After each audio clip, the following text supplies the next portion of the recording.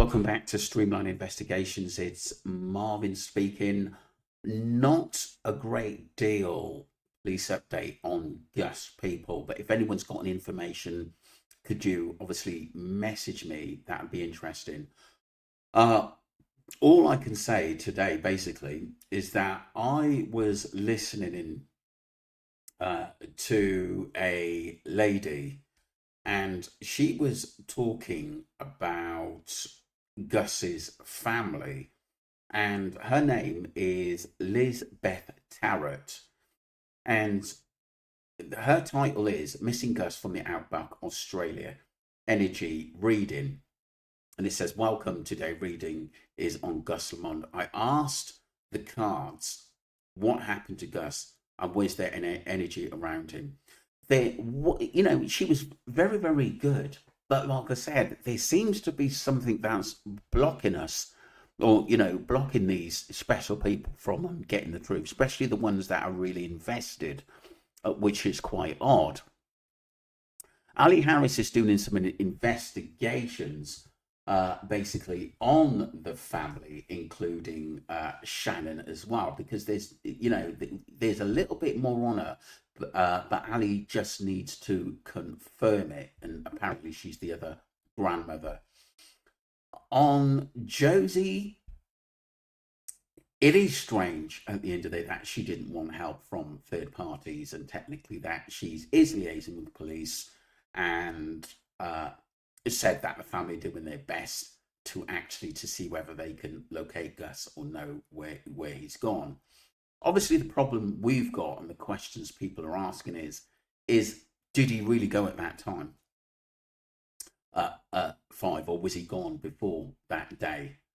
And obviously the lady as well, she'd mentioned, through her tarot cards, had there been a neighbor, Liz, her name is, the tarot card reader, has there been someone that the family knew, a stranger that had gone there? Well, not a stranger, someone the family knows, but outside the family, who had gone there recently to see the football, to come over for the football game. Who knows? It's strange. And she mentioned a train track as well nearby, which was very, very, very interesting. Rugs were brought up. Is that one of the reasons why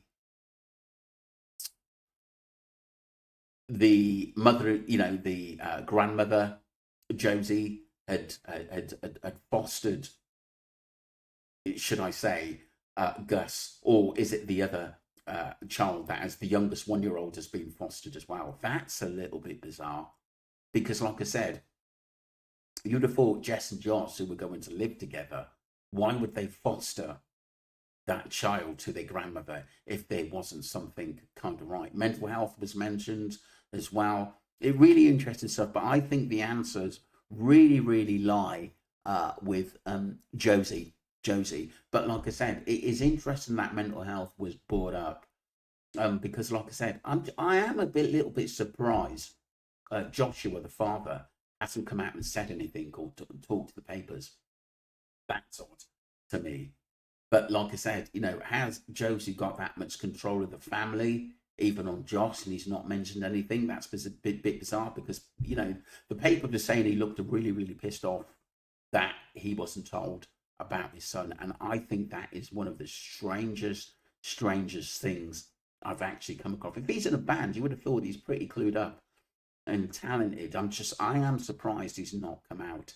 But obviously, Josie, his wife Jess, hadn't contacted him, and it took the police to contact him some hours later, in the early hours of the morning, that his son Gus had gone missing, which is really, really bizarre. I just don't get that. There are things that don't add up. There are sort of strange things with the family, in that they all don't get on. I would like to hear a little bit more, something. I say a little bit more. We haven't heard anything from her. I'd like to hear something from Jess, just to come out and saying that, like I said, they're doing the best to cope with things. And even Josh come out and even talk to the tabloid.